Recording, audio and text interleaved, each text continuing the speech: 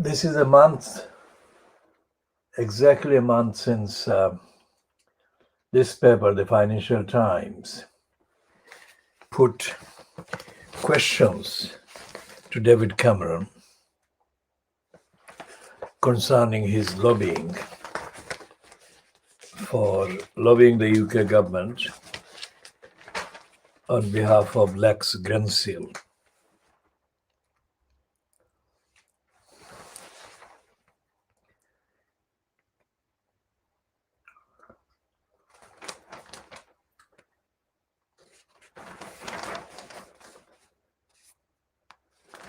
So, what is the Financial Times update today is saying?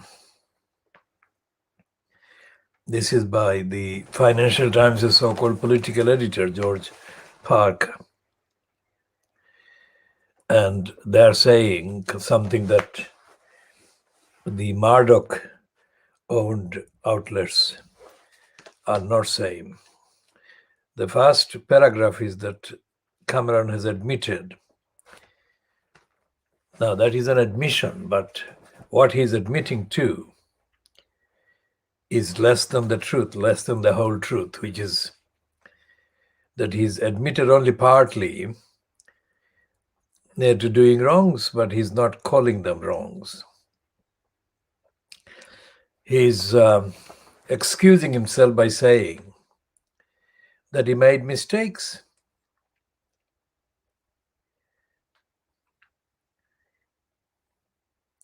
David Cameron has admitted he made mistakes over his government lobbying for Grensill Capital, as he tried to distance himself from the controversy over the financial group's collapse. How can he distance himself? So the Financial Times, although it is the paper, it's the title that had put questions to Cameron on the 12th of March, since when he has been absolutely silent until now, today, is accommodating him. In his first public comments on the affair,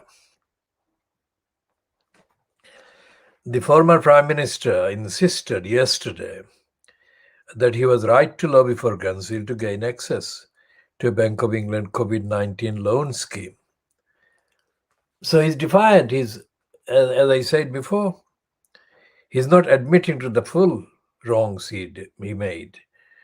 He's defying in saying that he was right to lobby for Grensill to gain access to a Bank of England COVID-19 loan scheme. But Cameron admitted it was wrong to do so by sending text messages to Rishi Sunak, the Chancellor. Now, that is such a convoluted set of lying contradictions. I mean, he's saying that by sending text messages, what he's saying is that he could have done that by doing other communications and contacts. So Cameron is above the law. He's asserting his impunity from accountability. And there is no sign that Cameron is going to face any prosecution. Now, if this kind of behavior were occurring in a country in Asia or Africa, with whom the British big business was not involved in compromising situations, uncompromising deals, then Fleet Street would call those Banana Republic behavior. And that's the point. There is no rule of law, there is no due process, And there is no accountability, holding to account wrongdoers in post as Prime Minister or in post previously as Prime Minister. Now compare this domestically with the severity of the language of condemnation used against the poorest people in society. The poorest people in society being made poor, pushed into poverty by the policies introduced by the likes of Cameron when in power. And there is nothing in the kind of Westminster Parliament or the House of Commons or the British Parliament that actually allows the prosecution of wrongdoers and liars, including Cameron. And there is no evidence that the Bank of England is being held to account for its corruption under the COVID-19 loan scheme and whatever other schemes. Because the ratio, the disparity, the difference between the many who are in poverty and low income and the few that continue to be allowed to grab hold of the majority of the amounts of money available under any scheme festers as it is perpetuated in the same way, and no sign of the police or any prosecuting authorities or agencies doing anything to hold to account these criminals according to the standards of criminality applied to the few, the poorer members of society. When the amount of money that is stolen every month or every day by big business from the central government and through the central government,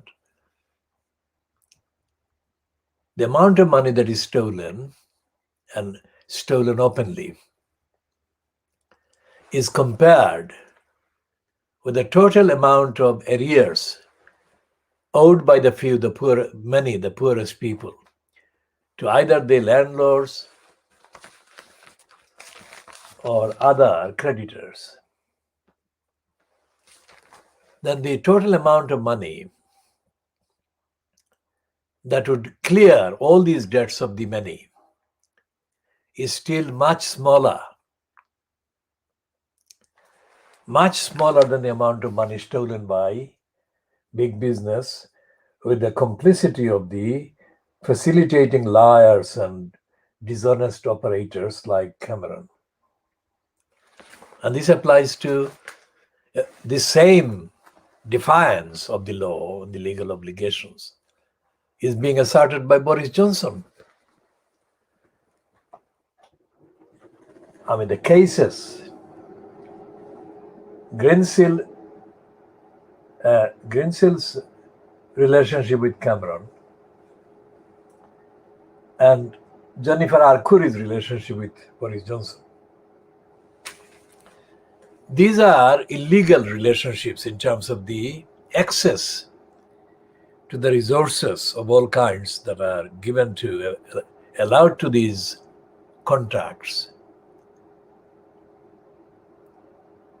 These are resources that belong to the public, belong to society.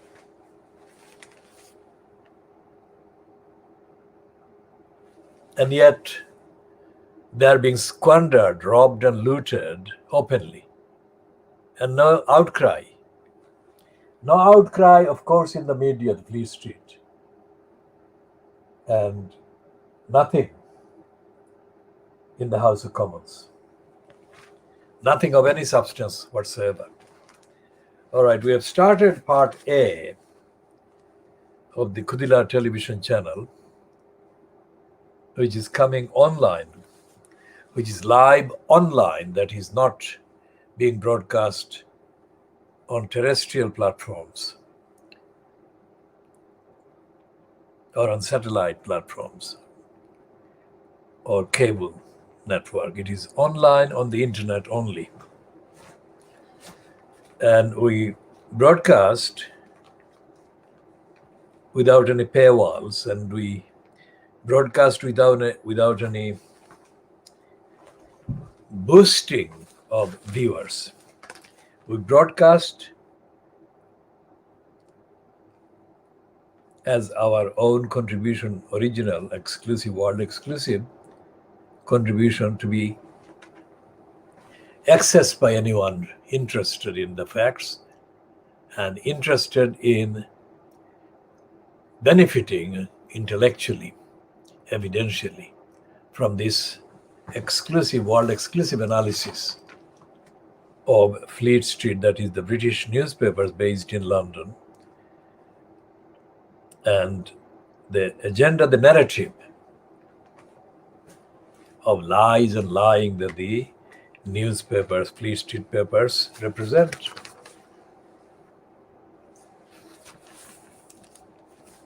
The two newspaper titles, that is the Guardian and the Daily Mirror, who are supposedly not stooges for the Conservatives, are also failing, as is Keir Starmer. There is no sound, there is no evidence, there is no sign. Even on the Financial Times, which has got this item, the bottom half of the paper today, there is no sign of Keir Starmer, so-called leader of the opposition, saying anything. And the Financial Times has editorial, or two editorial items. The first one is headed, UK must act to counter Northern Ireland violence. It's not saying Johnson or the Conservatives. It's saying UK. And in that headline, it is excusing the Conservatives and the Brexiteers for causing the violence.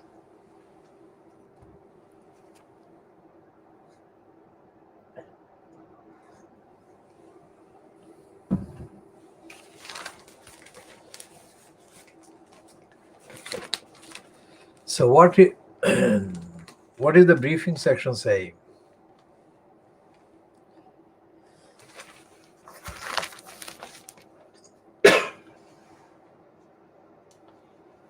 The briefing section includes an item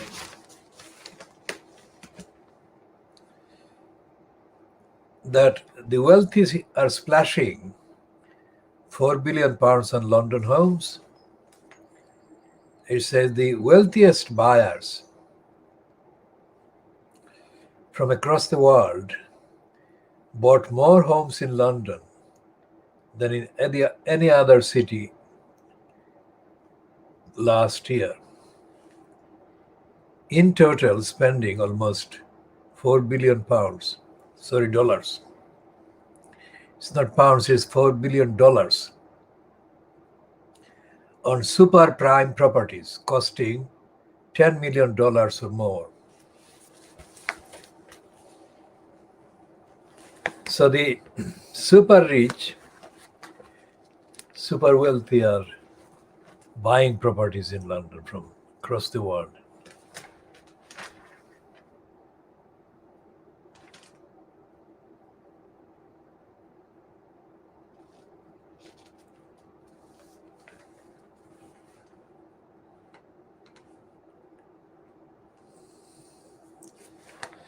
So there are contradictions on every item.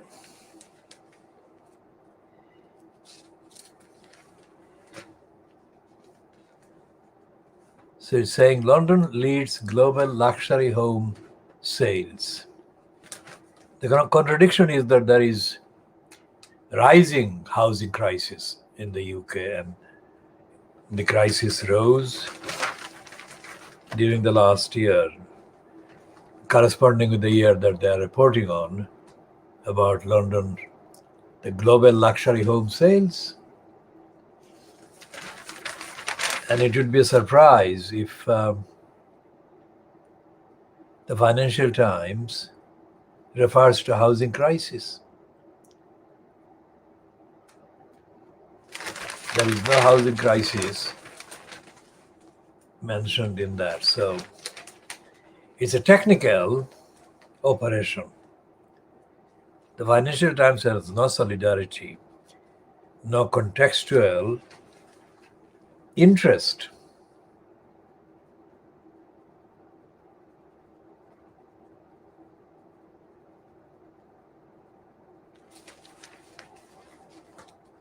In the rights violated, rights of the most in need of housing. And there is no analysis, there is no reference to any policies being kind of operated, rammed through the local councils to deny, perpetuate the denial of housing rights to the most people.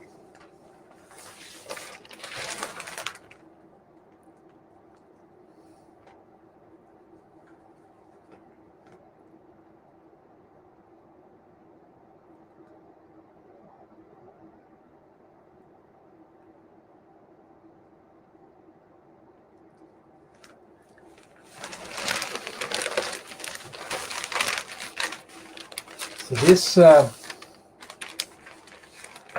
emptiness and lack of reference and lack of contextual recognition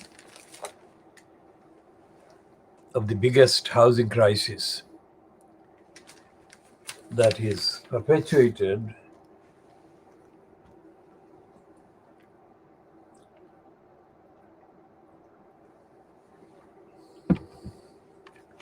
by the institutional and individual corruption and criminality and illegality of all the relevant decision makers involved. And the thing we are flashing there, we are just showing, is the big read in the Financial Times today about the trial of the murderer, policeman, who murdered George Floyd.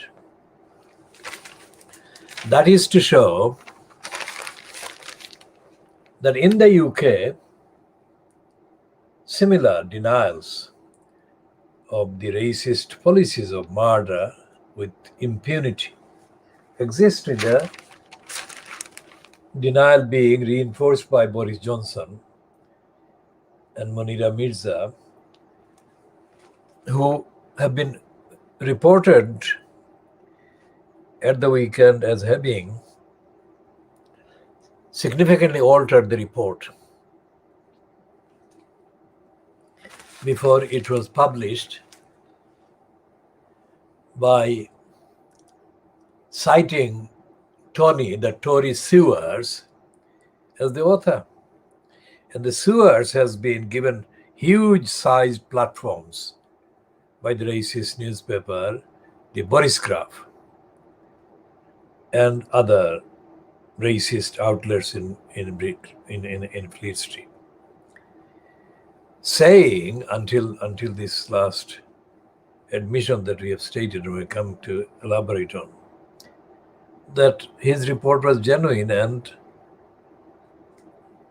genuine participants from the good black backgrounds took part and agreed with the report. Now that claim had been already dismissed and challenged immediately after the publication, the first publication. But yesterday, some papers reported, or some outlets reported, that before being published, that report was altered by Boris Johnson. Well, he didn't say Boris Johnson personally altered it, but that is what has happened. He got them to alter some of the significant, substantial bits. This Tory Sewers is caught exposed as lying on all levels. Because when he defended his report in the first kind of day of its publication. He should have said that it was not the report that he had written, but he didn't. So he went along with the lying version of the still corrupt content of the report that he did write, which was made even worse by Johnson and Mirza, altering it. And this is the one that the Financial Times is saying that in the big read, that the trial of the former police officer, we object to the word officer because it wrongly elevates wrongdoers and malcontents.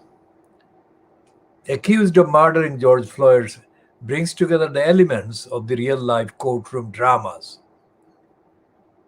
that have exposed America's racial divisions over the past 3 decades. Now notice what this subheading to the piece by Claire Bushy is doing.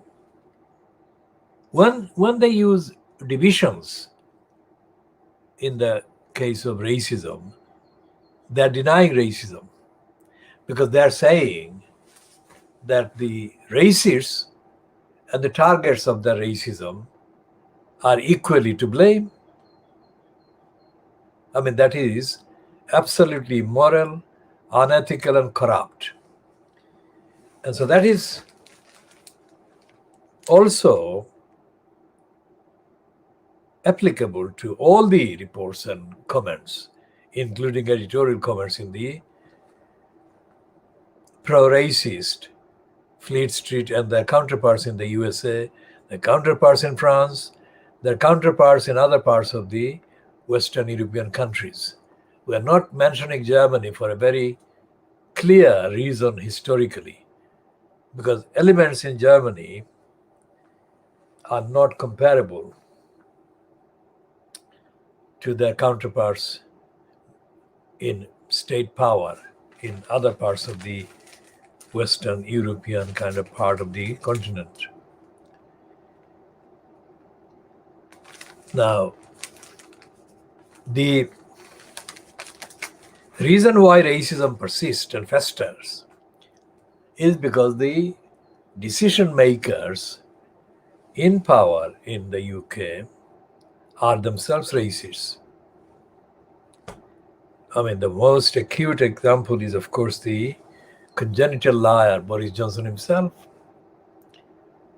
And the launching by the racist Andrew Neil of GB News is a brazen racist launch and racist operation. Because the most widely promoted names that he has publicized as being among his recruits for the GB News are the most racist names in the mainstream media over the last 2 years. Alistair Stewart, the racist former ITV presenter and news reader, used the racist terms and terminology against many African and Asian people. And he still is a racist, being in denial. And what Andrew Neil's launch shows is that far from being apologetic and expressing genuine regret for the racism and the damage it does to society, Andrew Neil and his co-racists are defiant that the racist crimes of incitement, of hatred, misunderstanding, and violence, their approval of racist violence, That is their role. They think that is within the law. It is not. The fact that Brenda was portrayed by Charlie Hebdo, the magazine, as sitting on Meghan Markle's neck, and Meghan Markle saying that she couldn't breathe, it could not be more appropriate in the factual context of the rhetoric used. Because if you compare the violent language used by Piers Morgan against Meghan Markle with Morgan's complete silence on the corruption of David Cameron, you can just begin to imagine the depth of depravity dominant and dominating the Fleet Street and mainstream media. Because Cameron has been doing serious damage to the society, to people's lives, etc. Whereas the main issue that Piers Morgan raised against Meghan Markle was that she drew attention to people experiencing mental illness. So Piers Morgan has committed serial crimes,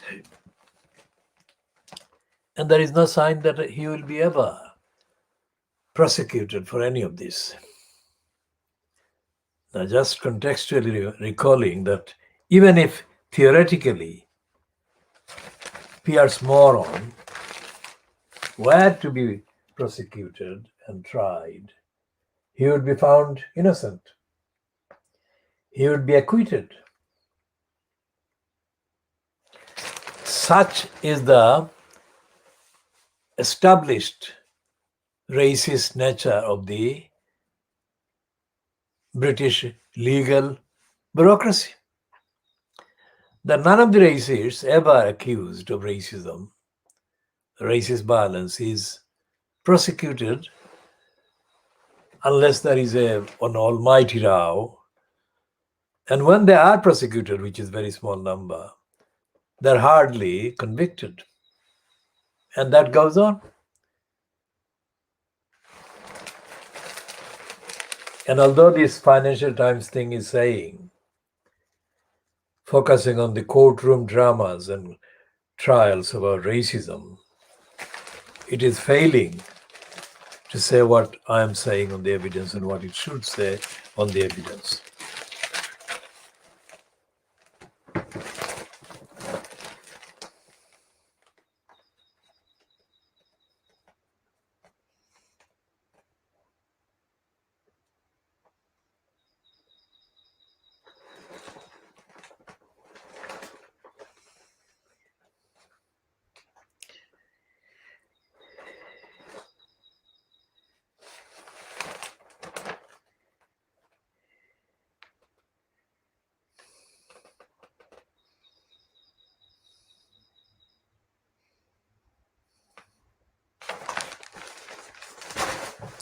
The Financial Times is admitting that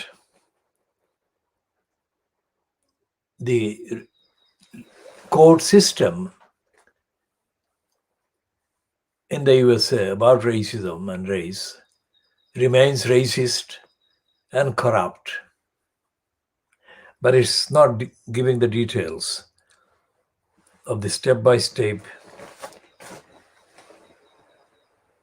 exhibition of racism in the court system.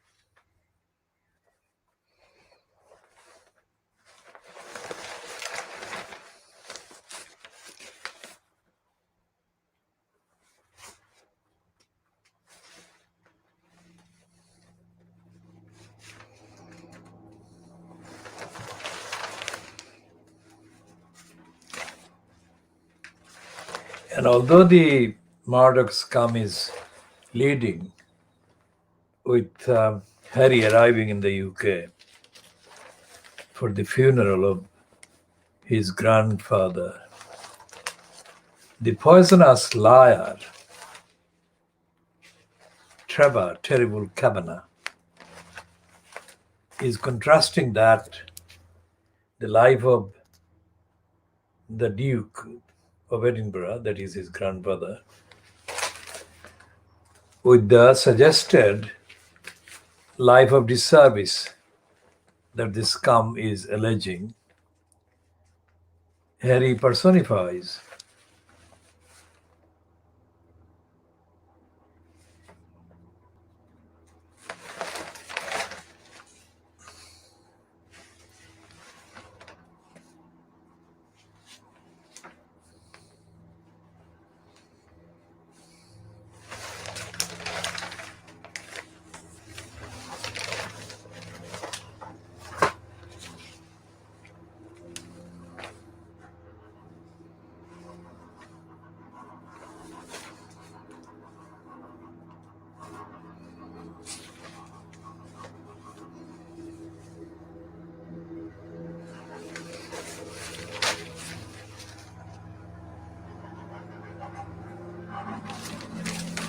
So this Riz Ahmed flag by the racists is still racist.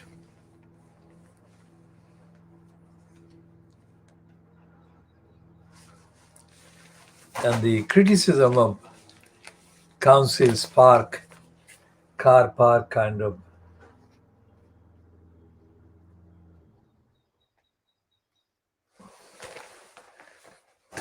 bureaucrats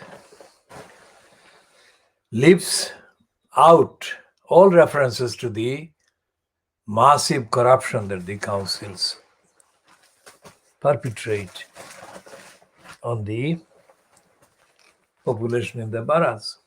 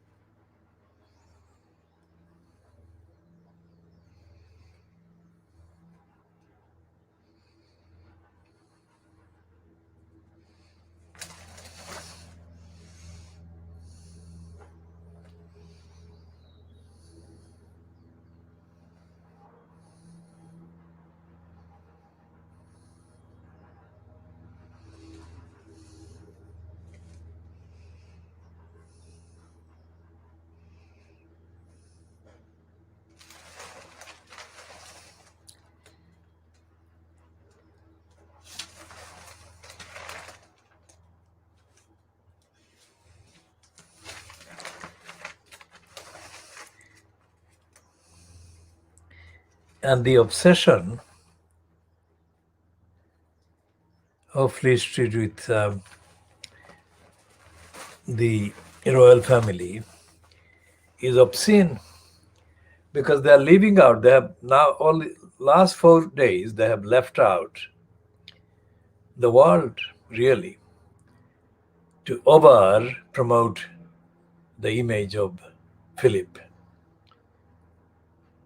I mean, it is understandable why the Fleet Street and the mainstream media in Britain should have given more coverage to the passing of the Queen's husband than they would to any other kind of person passing. But to leave out the whole world and the whole daily realities of Britain is a crime. No amount of content is new, absolutely not new, and no amount is ethically, evidentially, morally more important than the daily battles that people are enduring.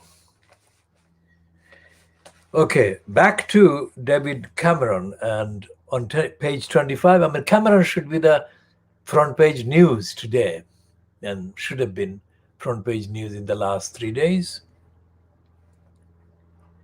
And the Daily Mail is saying that Cameron breaks his green seal silence to stress he broke no rules.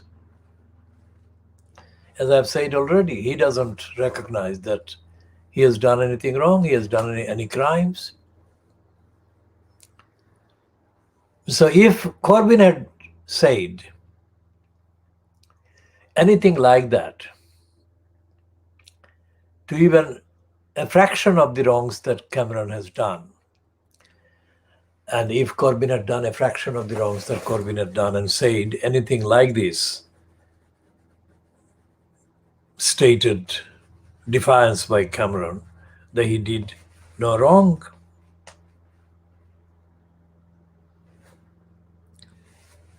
And it is made more ridiculous and infantile by his adding the clarifier that he shouldn't have used the text for the lobbying, but he should have done the lobbying nonetheless.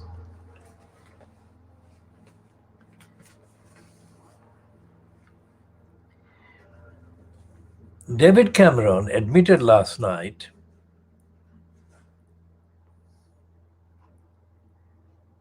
he should have acted differently in his contact with the ministers about Granville Capital, as he finally broke his silence on the lobbying scandal. The former Prime Minister issued a statement acknowledging that communications with the government should be made through only the most formal of channels.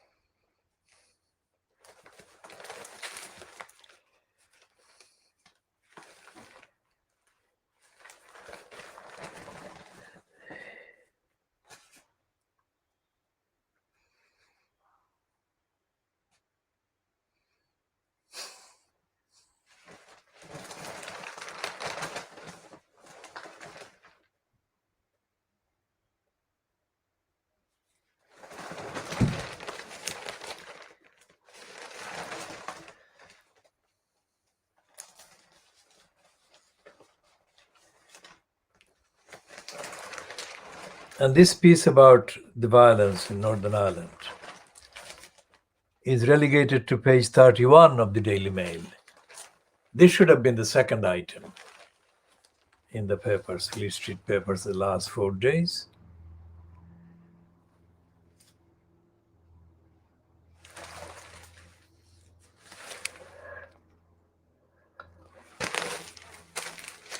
So Cameron says sorry, and even the Daily Mail admits that it's a complete fraud, that he doesn't really mean it.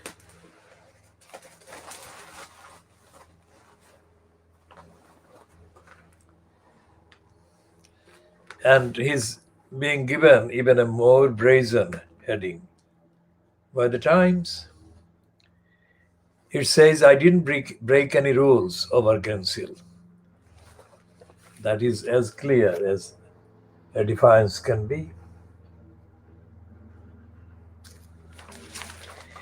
So what this all means is that in Britain,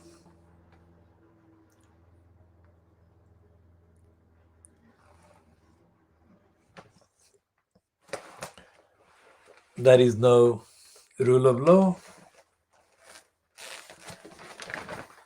no due process at all.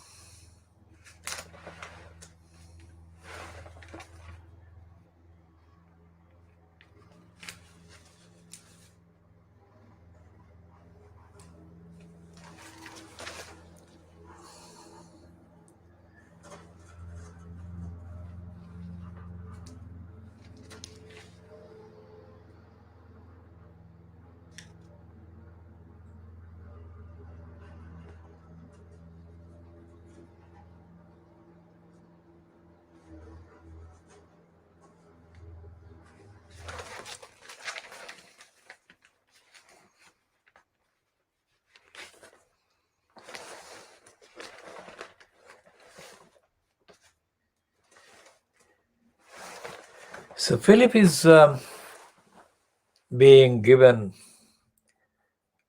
coverage about various remarks that he made, as if those remarks are new.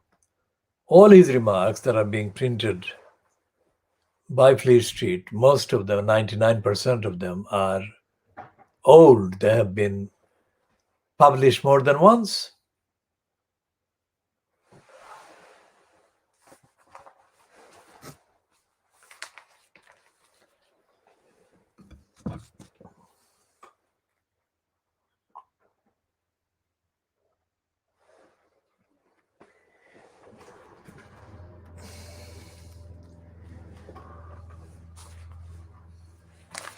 So the British kind of state breaks the laws, and there is no remedies for the many, as I said, through the existing agencies and platforms that are supposed to give access to justice. Well, access to justice is a phrase that is absolutely untrue in Britain. And On the basis of evidence that I have about the rest of the world, all the other countries, access to justice is not present anywhere.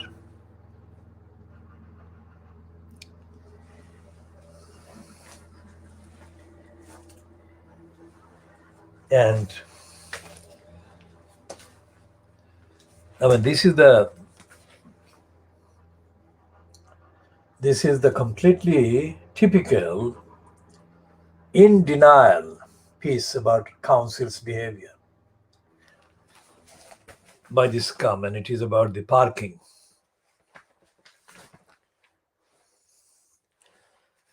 fine.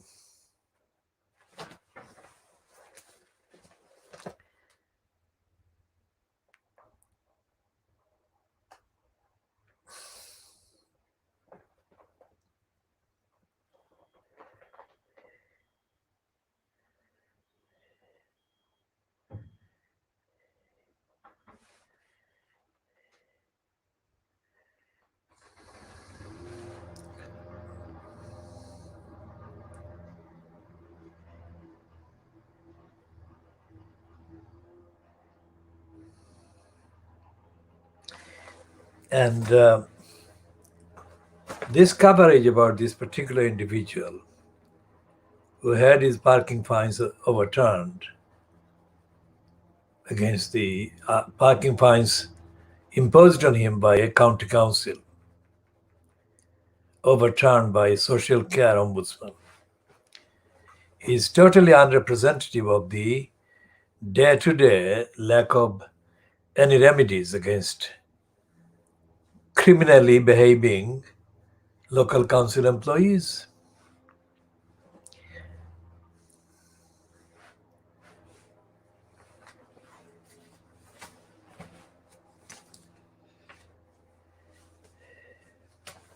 And this is made worse by the fact that in councils like Tower Hamlets, which are lumbered with corrupt post of elected mayor, there is no remedy at all for the people, because the elected mayor post holder, the corrupt post holder of the corrupt elected mayor post, makes it 100 times worse by gagging, in effect preventing councillors from speaking about issues of significance